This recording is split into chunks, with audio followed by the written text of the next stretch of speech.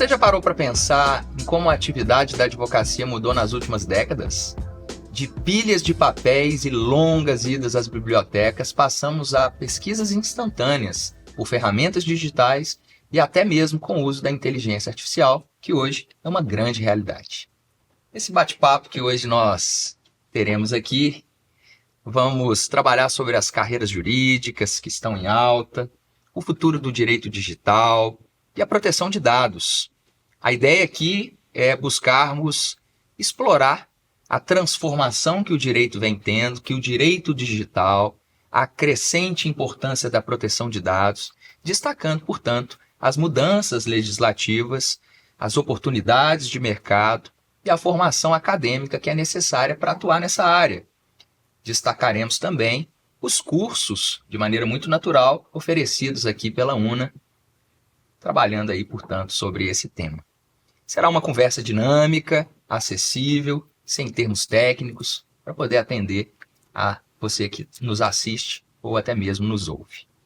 Antes de começar, eu quero aqui me apresentar. Eu sou Guilherme Abreu Lima de Oliveira, eu sou advogado, sou, portanto, formado em Direito, pós-graduado em Processo, sou mestre em Direito Civil, mediador de conflitos e professor universitário.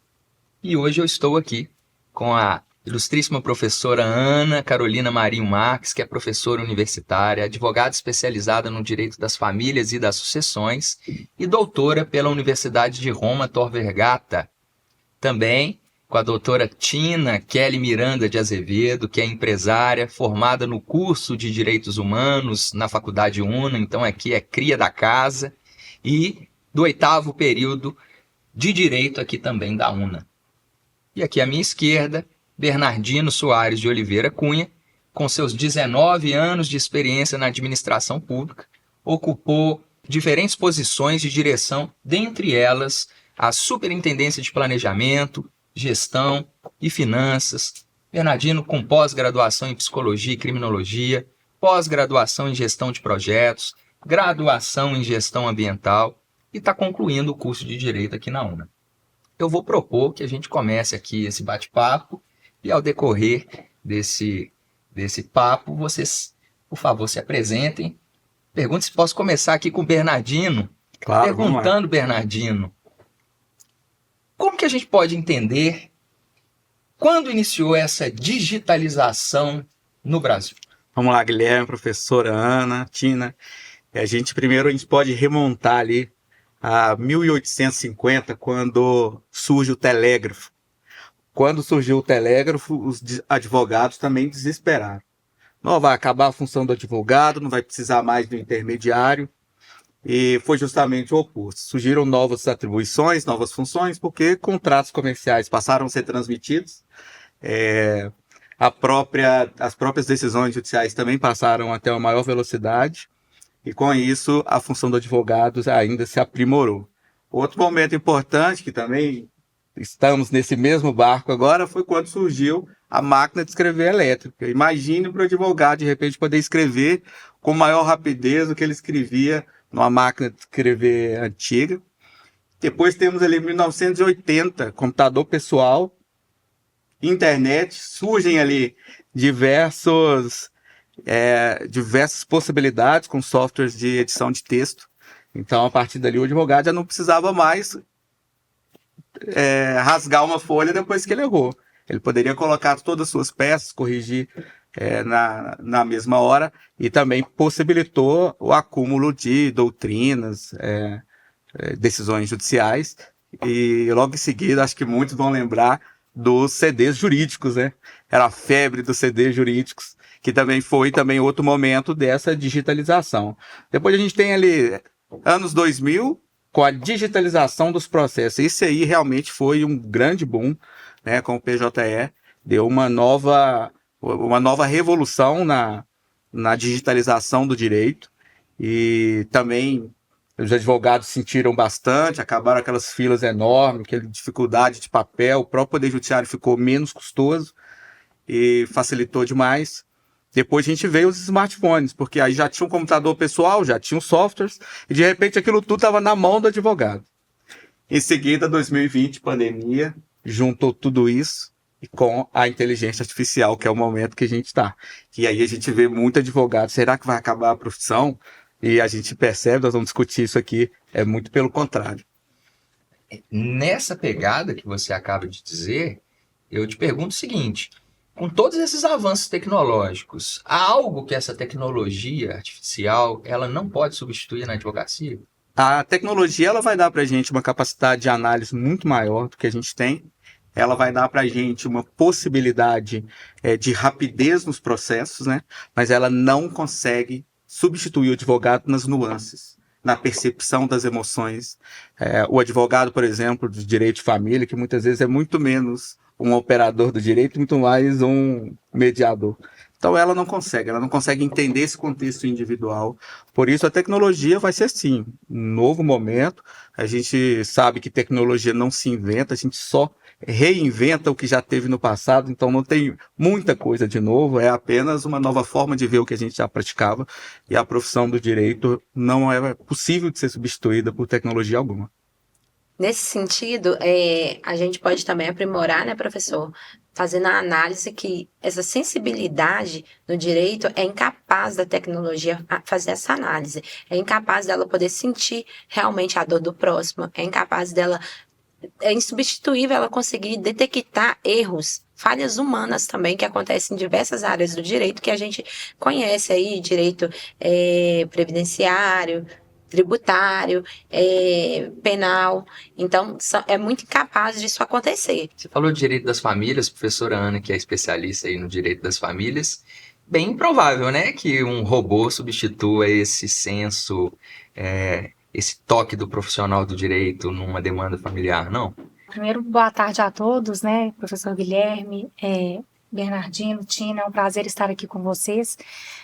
Na verdade, o que a inteligência artificial, né, vai ser para auxiliar o profissional do dia a dia nas tarefas diárias, mas jamais para substituir o papel do advogado no trabalho diário, né? Então, é uma ferramenta que vem para nos auxiliar e nunca para substituir. E vocês já imaginaram, pessoal, que a nossa identidade digital ela pode estar circulando por aí sem o nosso conhecimento? E digo mais, seu nome, seu CPF, seu histórico de compras, seu DNA, tudo isso pode estar sendo negociado por aí sem que a gente tenha autorizado. E no Unateia de hoje, a gente vai entender ainda mais como o direito digital tem se tornado essencial para proteger esses nossos dados e como essa área está cada vez mais aquecida no mercado jurídico. Por isso, se a gente pensar, para que a gente possa ter uma ideia da gravidade desse tema, meus amigos, as pesquisas apontam que somente em 2024, no ano passado, cerca de 90% de nós brasileiros tivemos os nossos dados vazados. Se vocês aí estão nos assistindo, estão nos ouvindo, vou te dizer que tem grande chance dos seus dados também terem vazado aí, sido expostos na internet. A boa notícia é que a LGPD, como carinhosamente é chamada a Lei Geral de Proteção de Dados, ela veio para poder estabelecer regras, para garantir mais segurança digital. Mas aí vem a pergunta: será que de fato nós estamos protegidos, professora Ana? Quais são os principais direitos que a Lei Geral de Proteção de Dados, a LGPD, garante ao cidadão comum? Então, a LGPD, ela assegura que toda pessoa, ela tenha autonomia, né, controle sobre os seus dados. Isso vai incluir o direito de ter acesso, de saber quais dados meus estão sendo coletados, né, e para qual finalidade. Inclui também o direito de retificação desses dados, caso eles estejam incorretos ou até mesmo desatualizados. Inclui o direito de portabilidade, né, de eu conseguir utilizar esses dados em outros serviços, né, e até mesmo o direito de indenização, caso esses dados eles sejam utilizados de maneira indevida, né, e em caso também de incidente de segurança. Inclusive, as empresas têm se preocupado bastante. Isso demonstra como a Lei Geral de Proteção de Dados chegou para marcar território, né? Para tomar cuidado com os dados, procurar saber. Recentemente, até no escritório, eu recebi uma ligação de uma pessoa que dizia o seguinte: doutor, por algum, né, assim, por acaso, vocês têm aí um sistema de proteção de dados? Falei, temos sim. Seus dados estão aqui garantidos, assim, assim, assado. Por quê? Não, porque eu fui vítima aqui de uma fraude e eu estou pensando onde recentemente eu deixei os meus documentos, né? E eu deixei aí no escritório para poder mover um procedimento judicial. E aí, muito preocupado também, além de auxiliar a cliente, preocupado também de uma eventual suspeita de ter vazado ali do escritório aqueles dados, eu me propus a procurar saber e fomos perceber que ela tinha uma conta aberta sem o seu conhecimento, mas um ano antes de ter nos procurado. Então, de fato, ali não foi o vazamento, né, propriamente dito. Pode, muito provavelmente, que tenha sido até por pessoas de má fé. Deixa eu interromper rapidinho, porque esse é um tema interessante que eu li uma pesquisa da Associação Internacional de Advogados, em que ela pontua que 40% dos escritórios se preocupam em ter ferramentas de proteção de dados. Ou seja, a gente ainda tem 60% aí que ainda não se tocou desse novo desafio. Dessa nova necessidade, né? A lei agora também garante, né, que geralmente em alguma proposta de adesão já venha bem claro ali a lei incluída para que a gente possa entender que com aquela contratação nós também temos aqueles direitos adquiridos dentro da lei, né? Tina, quantos de nós, quando entramos num site, não clicamos lá, você aceita a nossa política de segurança? E ninguém clica. A gente não lê. E depois a gente vai ver que o dado vazou e muitas vezes está protegido porque a empresa falou que utilizaria. Se a empresa tiver a segurança, com certeza vai estar protegido.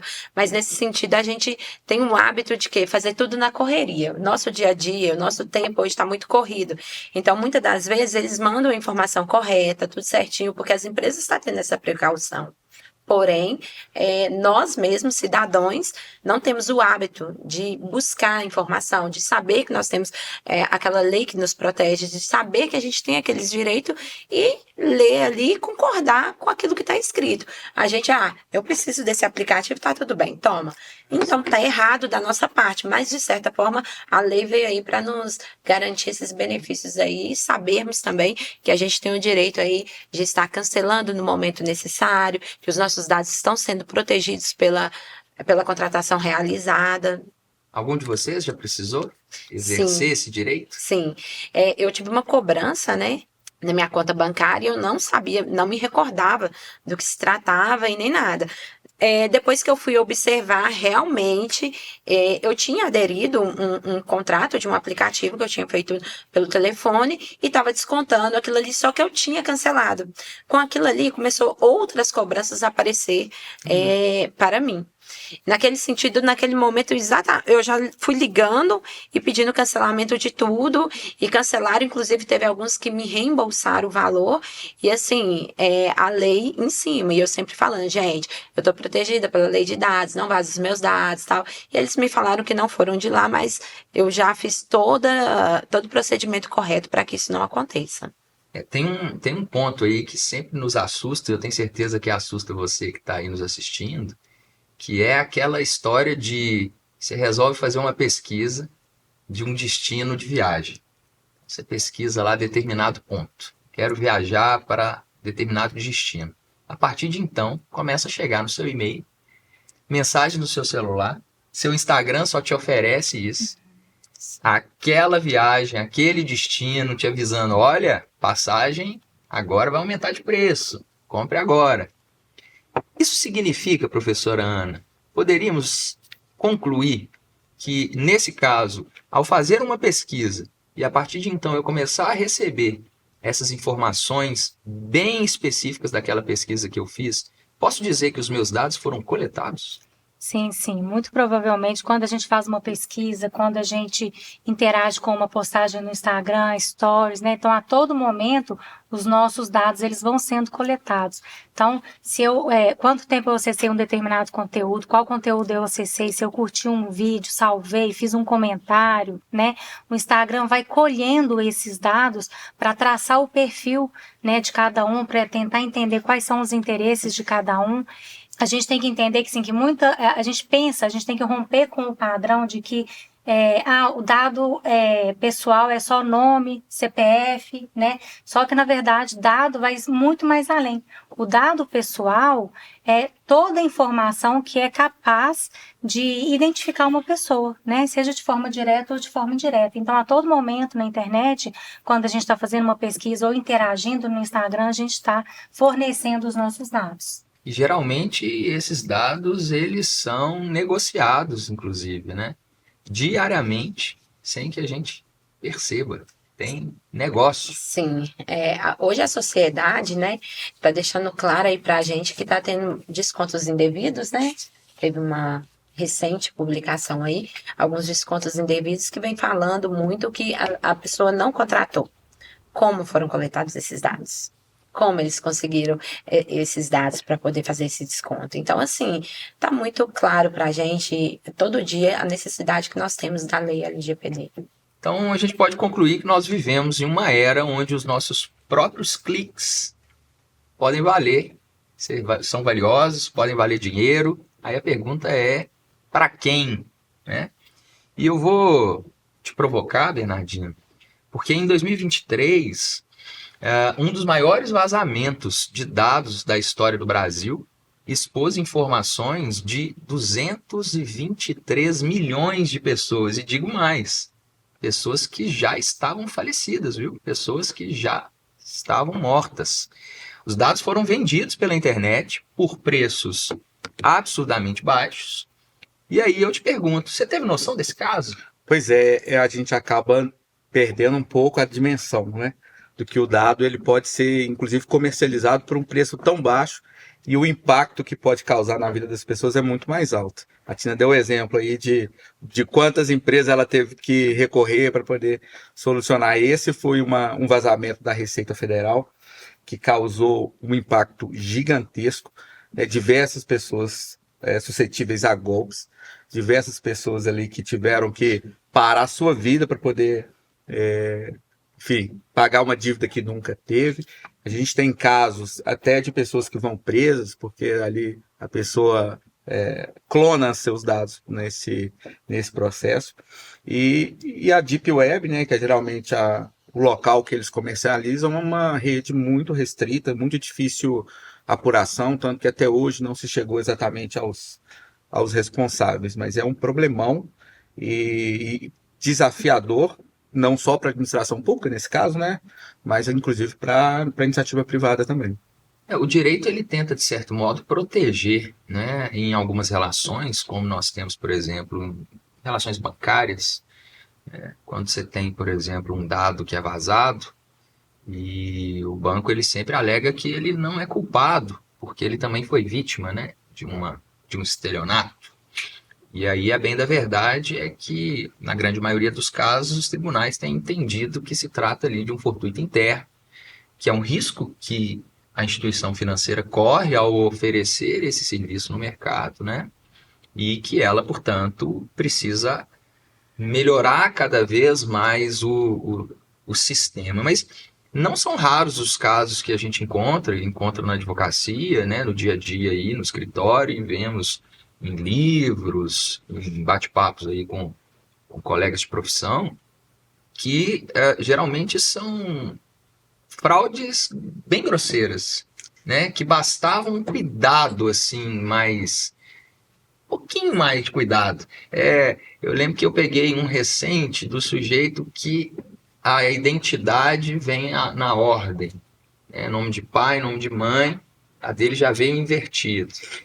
O nome da mãe, salvo o melhor juízo, agora eu não lembro qual, e também não iria expor, mas vem terminado como sendo um nome masculino. Então, o estelionatário não tiveram esses cuidados. E a foto era mais interessante. Era uma foto de uma pessoa extremamente idosa, com uma idade muito, muito baixa. Então, ali, obviamente, a instituição foi condenada por entender que não se teve o cuidado necessário, né? E a Lei Geral de Proteção de Dados vem ampliando cada vez mais essa necessidade de proteção, trazendo essa responsabilidade cada vez mais apurada desses chamados fortuitos internos, né? Que é o risco da atividade econômica, né? Que a empresa ao exercer aquela atividade, ela precisa assumir. Professora Ana, em casos como esses, ou na verdade como esse, desse vazamento aí gigantesco, o que a Lei Geral de Proteção de Dados nos diz? Então, a Lei Geral de Proteção de Dados, ela determina que o controlador dos dados, ele notifique imediatamente a ANPD, que é a Agência Nacional de Proteção de Dados, né? E notifique também os titulares afetados se houver risco relevante, né? Existe também a previsão de aplicação de multa. A empresa ela pode ser condenada a pagar uma multa de até 2% do faturamento anual, né, limitado aí esse valor a 50 milhões por infração. E possibilita também que o titular que foi afetado possa acionar judicialmente a empresa, né, que permitiu o vazamento dos dados. É complicado, meus amigos. E nós tivemos também aí uma chamada polêmica dos testes de DNA. Chegaram a... Eu, inclusive, fiz o teste. É verdade? Não sei se meus dados vazaram, porque agora eu tô até preocupado. O que parecia um simples teste para descobrir a ancestralidade virou um escândalo global. Empresas sofreram vazamentos e dados genéticos de milhares de pessoas caíram nas mãos de hackers, pessoas que não estão aí para fazer o bem, né? Isso gerou chantagem e até mesmo o uso indevido dessas informações. E aí vem a questão: vale a pena? Afinal, se o seu DNA vaza, não há como mudar ou excluir essa informação. É algo que pode impactar para sempre? Eu queria que você me contasse isso aí que você falou que você fez o teste. Então, o teste, ele é bem amplo. Ele, inclusive, ele mensura as suas doenças, as predisposições a doenças que você tem. Então, imagina isso na mão de empresas que, por exemplo, vão avaliar se vão fazer um seguro de vida. Perfeito. Empresas que vão avaliar o custo do convênio médico. Perfeito. Né? Então, é perigoso. É lógico, lá também você tem a possibilidade de colocar, se você quer que seus dados possam ser compartilhados, mas não é vazado, né? Compartilhado para poder cruzar as informações, mas realmente é muito perigoso, porque ele, inclusive, eu fiz minha esposa e meus 2 filhos, e ele cruza e bate certinho, você chega lá e vê lá, meu filho é a minha maior probabilidade, então até disso, se um dado vaza, por exemplo, de compatibilizar, olha, o professor Guilherme, ele é parente de fulano, você nem está sabendo, e a pessoa às vezes está com essa informação na internet, então é bem problemático. É um dado que, inclusive, deve custar mais caro que esses do CPF, porque ele é bem complexo. Ontem, acho que foi ontem, que uma pessoa me comentou, você falou isso aí, me veio à mente, que determinado adolescente aí aprendeu no colégio lá as conexões de DNA e etc. E fez lá uns cálculos que aprendeu em sala de aula e falou: mamãe, seu DNA X aqui do papai Y, eu não posso ser filho do papai. Aí a mamãe teve que falar: olha, meu filho, nesse caso aqui realmente vamos sentar todos para conversar. Temos algo a falar. Temos algo a dizer. E tem algo aí além, que é o seguinte: existem, eu já ouvi falar, inclusive, e há um tempo isso não era raro de oferecerem. Agora, com a Lei Geral de Proteção de Dados, confesso que não tenho recebido ofertas, mas ligavam sempre no escritório oferecendo sistemas, né, para que você encontre devedores, buscar ali sanar aquela dívida e etc. E tinha um sistema que aquilo lá sempre mesmo antes da Lei Geral de Proteção de Dados, eu sempre fui contra, porque eu via uma ilicitude grande ali. Ele dizia todos os endereços que você já teve, né? Então por essas vendas, você vai abrir uma conta de telefonia, você leva lá seu endereço, então ele atualiza. Você vem aqui para a faculdade fazer um novo curso, você traz uma nova conta de endereço, mudou, ele vai atualizando. Então ele te apresenta lá 10 endereços que você teve ao longo ali da sua vida. Números de telefone. Ok, ali a gente até entende que foi uma venda não está correto, mas foi uma conexão de dados ali que eles apanharam. Mas o que me chamava a atenção é que tinha não vou me recordar o nome também, que falava onde você passou o seu cartão de crédito pela última vez. Aí é pesado. Olha o nível de exposição, e se isso existia. Eu tô falando de receber essas ofertas no escritório, assim, pô, o pessoal te ligava mesmo, aqui da empresa X, tô falando do Paraná, tô falando de São Paulo, a gente oferece um sistema assim, assim, assado e tal. Eu tô falando de 10 anos, 15 anos aí para trás. Então, imagina o risco que você passa a ser, porque você fica exposto. Uma pessoa que quiser fazer um mal, você saber onde você está, ou até mesmo saber da sua intimidade. Verdade. Eu não quero, muitas vezes, que as pessoas saibam onde eu estou indo, para onde eu estou viajando, onde eu estou indo jantar, com quem eu estou. É meu direito também, não? Sim. Dando a localização real, né? Acabei de passar meu cartão, eu tô aqui na rua tal. Pode vir. Realmente é um risco muito grande. A gente parte para coisas mais perigosas do que esfera civil aqui, né? Um sequestro, pessoa... A pessoa monitora toda a sua lógica de gasto, sabe? O quanto que você gasta, com o que você gasta. Pessoa de sequestro. Passa a mão no seu telefone, te coloca uma arma, fala assim: me dá aqui o telefone aqui da sua esposa, do seu filho, sua filha. Liga. Fala, eu tô aqui com o Bernardinho. Eu sei que ele estava na UNA mais cedo, porque eu estava com ele lá monitorando ele, porque viu que você passou na cantina. Depois ele parou, abasteceu o carro no posto tal. Ele não estava te seguindo, mas ele pegou pelo tal sistema. Ele não precisa estar te acompanhando. Às vezes você, né? Ou às vezes você nem tá com a arma na sua cintura, simplesmente conseguir fraudar seu telefone ali e ligar para tomar dinheiro. Te deixou incomunicável para te tomar dinheiro. Falei, agora nós estamos com ele em tal lugar, se você não transferir tanto, nós vamos tirar a vida dele. E é batido, né? Esses casos já são tão batidos, mas vale a pena a gente reforçar aqui para você que está aí nos assistindo, nos ouvindo, né? Geralmente, quando o golpista vai fazer isso, ele te liga antes com uma historinha do tipo: olha, eu tô ligando aqui da empresa de telefonia X, nós vamos fazer um sistema de atualização aqui do sistema, eu preciso que você desligue o seu aparelho celular por 5 minutinhos. Você não vê nenhuma maldade, vou desligar meu aparelho, eu tô aqui na faculdade, não tem nada de errado, desliga o aparelho, é nessa hora que ele liga lá pro seu familiar, fala, estou com ele aqui, com ela sequestrado, se não depositar, seu familiar pega um outro telefone, te aciona, dá desligado, fala, realmente estão com a Tina sequestrada. O WhatsApp é muito perigoso. Verdade. É um risco muito grande que a gente tem corrido aí com esses dados vazados. E diante de todo esse cenário, de tudo isso que a gente vem falando, professora Ana, o que a pessoa pode fazer para se proteger melhor? A gente precisa sempre questionar, né, quando vai fornecer um dado. Para compra de um serviço, de um produto, realmente todos aqueles dados que a empresa está solicitando, eles são necessários? Porque às vezes as empresas pedem coisas que não precisam de verdade, né? Então, a primeira coisa, todas essas informações, elas são realmente necessárias? Outro ponto importante é evitar cadastros desnecessários. Às vezes a gente vai lá e cadastra num site promocional, né, sem sequer verificar qual que é a reputação daquela empresa, e a gente tem ferramentas para isso, a gente tem Reclame Aqui, a gente tem Procon, né? Então a gente precisa tomar esses cuidados.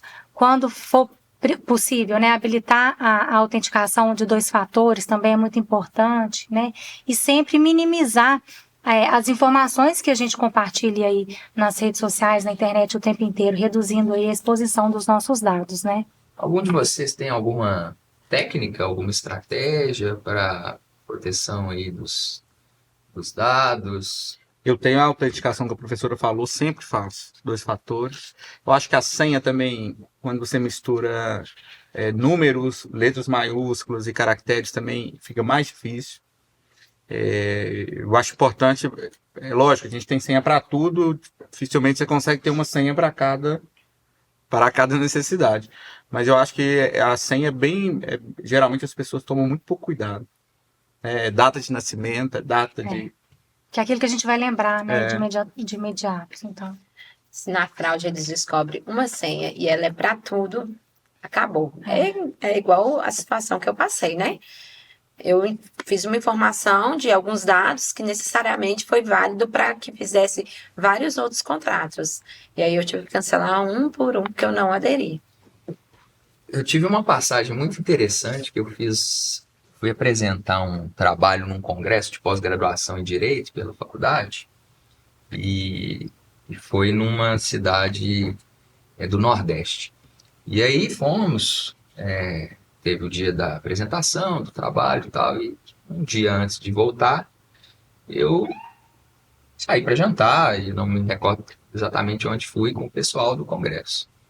Um dia eu chego, estou em Belo Horizonte, já 2 semanas após, eu já tinha, isso tem algum tempo, eu já recebia no celular o que passou no meu cartão de crédito, subiu num dia lá, numa segunda-feira, 10h30 da noite, subiu no meu celular R$ 20 passados no Forró era o nome da capital que eu estava. Falei, gente, eu realmente estive lá, mas não estou lá no Forró agora. Eu vou ter que justificar também da onde veio essa conta. E eu comecei a me colocar a pensar, como que eles podem ter os meus dados se eu passei ali um pequeno período? E a conclusão que eu tive foi que em algum momento, na hora de pagar a conta, eu entreguei o meu cartão para a pessoa e ela coletou os meus dados para fazer aquela compra online. Então, a partir de então, o que eu faço? Eu recorto um adesivo, pode ser um esparadrapo, e eu colo atrás daqueles 3 numerozinhos que vem no nosso cartão, Boa ideia. e eu ando com ele assim. Porque numa eventualidade de você parar num posto de gasolina, primeiro, fica com seu cartão sempre em mãos. Deixa a pessoa trazer a maquininha. Mas às vezes acontece, essa maquininha aqui deu problema, deixa eu trocar para uma outra ali. O sujeito ele vai ter que arrancar aquilo ali, dá tempo de você perceber e etc. É um cuidado grande que se tem, né? E não tão conectado, ou até muito conectado com a Lei Geral de Proteção de Dados, mas na verdade mais conectado com golpes. Sim. Há pouco tempo também nos aparece uma pessoa que infelizmente foi vítima de um caso que está sendo cada vez mais comum aqui em Belo Horizonte, a nível de Brasil também. Você pode ficar ligado aí, você que está nos assistindo. Você vai comprar uma bebida, geralmente carnaval, nesses eventos grandes, você vai comprar uma bebida ali e ficam 2 vendedores, né? Um carrinho ali, um vai te vender a bebida e fala, passa aqui no cartão. Ele tenta passar, enquanto o rapaz, tá te dando a cerveja, o refrigerante, tá te perguntando se tá geladinho, você quer que pegue uma mais gelada? Você tá focado aqui em escolher a bebida mais gelada. O outro tá ali trocando o seu cartão por um idêntico. Vocês não fazem ideia do cartão do meu cliente que eles trocaram. Um cartão que eu nunca vi na minha vida, de um banco, me parece que até chinês. Eles conseguiram, eles tinham uma cópia daquilo. Como que se tem? Eu mostrei, eu levei isso pro juiz. Muito profissionalismo. Eu levei isso pro juiz. Eu mostrei isso pro juiz. Eu falei, excelência, olha aqui, o banco tinha que ter esse cuidado. É um cartão. E o nome da pessoa, a pessoa era uma pessoa oriental. Então, vocês tinham que ter percebido. E aí passaram, pela madrugada, R$ 8.000 no cartão de crédito dele. E aí nós discutimos perante o banco, né, no procedimento judicial. Falamos, excelência, ele nunca fez compras nesse valor. Foi feito com um cartão que realmente, né, mas aí veio também a defesa do banco dizendo que ele não pode privar a linha, né? Tem os 2 pontos. Você que quer dizer, você tem que proibir essa compra, banco, porque esse valor de R$ 8.000 é muito alto para o meu patamar, mas do outro lado vem o banco dizer o seguinte, eu não posso também te privar de passar o seu cartão no valor que você quiser, a hora que você quiser, se você digitar a senha. E como é que a pessoa faz isso? Enquanto você está vendo a bebida gelada, você está digitando a senha. O que está atrás está decorando qual que é a sua senha. Deu errado, tenta de novo. Digitou. Guilherme, a gente vê o banco tentando até, né, evitar essas fraudes. Eu mesmo, recorrentemente, tento passar meu cartão de crédito, meu cartão de débito, quando eu estou viajando e dá recusado. Aí vai entrar no banco, não, porque você não avisou que você viajou, então a gente achou a conta fugiu da sua rotina, então a gente bloqueou. Nessa tentativa. E aí causa um constrangimento para você ali na hora, que é complicado, não é uma situação fácil, não. Já venderam a Torre Eiffel, né? Então a gente tem que ficar mais esperto agora com a internet. Então, ativar a atualização de 2 fatores é uma boa, ajuda Sim, bastante. Sim, com certeza. Verificar se o site é confiável, com aquele cadeadozinho que tem lá em cima, que mostra que aquele site foi verificado, que ele é confiável, também é uma boa. Quantos de nós, né, não lemos a política de proteção de dados? Acho que quase ninguém, né? Praticamente todo mundo. Né, dos sites, a maioria concorda, como o Bernardino disse muito bem ali no começo, né? E com isso o direito vem crescendo, né? Porque com essas fraudes, com esse avanço, o direito está aí, né, atuando em cima disso, pegando várias causas aí, contra crimes cibernéticos, né, nessas atualidades, e o mercado só vem crescendo para nós, né? É isso que eu ia te perguntar para vocês dois, como graduandos aí, estão a boca do gol quase vindo aí Sim. também para o exercício da advocacia, né? Estamos ansiosos, aguardando aí pela chegada de profissionais desse gabarito. Como estudantes aqui do curso de Direito da nossa faculdade, na opinião de vocês, quais são as possibilidades de atuação no âmbito do direito digital? Primeiro, assim, retomar toda a conversa no sentido de que o direito, ele vê oportunidades em tudo. Estou batendo nessa tecla porque eu vejo muita gente falar a inteligência artificial vai ser um impacto no direito. Muito pelo contrário. Tudo que a gente falou aqui, a gente esbarrou num advogado. Seja na LGPD, para ele ser o encarregado dos dados, seja na defesa do usuário no momento ali, né, de uma ação judicial. A gente vai ter, bem provavelmente, o analítico legal, que é aquele advogado com capacidade de interagir com a inteligência artificial no sentido de analisar um banco de dados muito grande, inclusive fazer predição. Vai ser possível daqui a pouco, aliás, já é possível que você tenha um determinado juiz que você alimente a inteligência artificial com uma série de decisões sobre determinados assuntos e a inteligência já te dê ali uma linha de raciocínio que te dá mais possibilidade de adequar ali a sua escrita. A gente vai ter também advogados que trabalham com a análise enfim, do percentual de risco que as empresas têm.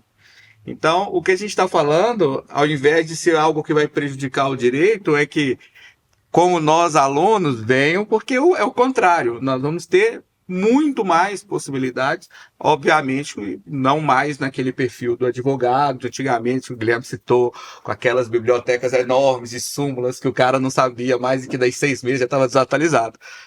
Hoje é um advogado mais digital, né? O direito digital, ele já não é mais, ele não é só essencial, ele não é só uma tendência, perdão, ele é essencial, né? Falando dessa estratégia que nós, né, como parceiros aí, se Deus quiser, vamos ter, estamos vendo a todo momento essa oportunidade, né? Essas pessoas a todo minuto vai procurar nós, advogados, ou até mesmo pessoas que estejam atuando nas áreas, né, que se encostam, para que o ajude nesse sentido, porque realmente a lei ela é clara, mas muitas pessoas ainda não têm o conhecimento sobre a mesma. E aí, só complementando o que vocês disseram, né, o advogado, especialmente que vai atuar dentro dessa área do direito digital, existe a possibilidade, né, do consultor de LGPD, que vai implementar os programas de adequação às normas de proteção de dados, né? E o DPO também, que é o encarregado de dados, que é aquele que vai ser responsável pela gestão desse programa, né? Pode ser um consultor externo da empresa ou interno mesmo, contratado interno, mas que vai ficar responsável, né, por verificar a conformidade do programa, né, que foi implementado na empresa às normas da LGPD.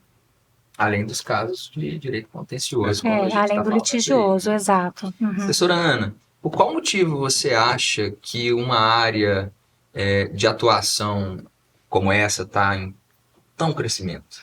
Olha, a ANPD, ela está, que é a Agência Nacional de Proteção de Dados, né, ela está mais atuante nesse ano de 2025, especialmente, né, com as sanções e por tudo aquilo que a gente falou aqui, né, durante esse nosso bate-papo. O mundo hoje ele é digital, né, então a gente tem e-commerce, bancos, né, educação, tudo no meio digital e isso gera uma quantidade enorme de dados, né, que estão circulando no meio digital, contratos digitais e, obviamente, isso aumenta riscos, né, de fraudes, riscos de incidentes de segurança e que acaba exigindo a atuação de um advogado aí dentro desse âmbito de atuação. Então, é uma área promissora aí para quem quer iniciar. E a gente vai ter, tá, inclusive, as fronteiras não físicas, mas as fronteiras do escritório vão ser rompidas, uma vez que você não precisa mais ter um especialista no Brasil sobre a legislação chinesa. Você pode contratar um advogado na China. Então, essa fronteira ela já está pronta para ser rompida a qualquer momento.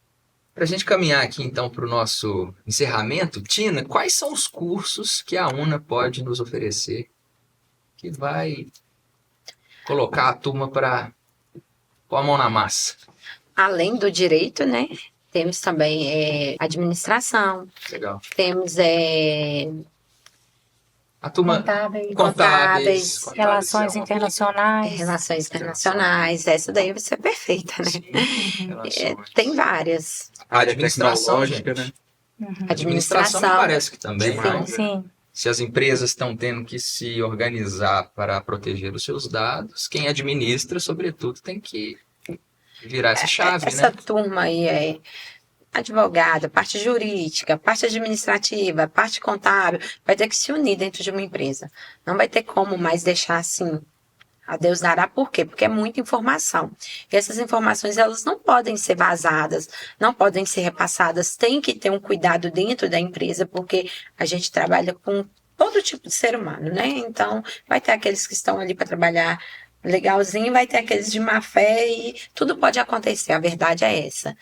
E nessa parte aí, nós também de fora, advogados que estamos lá de fora, também vamos estar preparados para poder estar atuando, tanto no digital quanto no presencial, o online que chegou aí em 2020, chegou para ficar com as audiências online, né?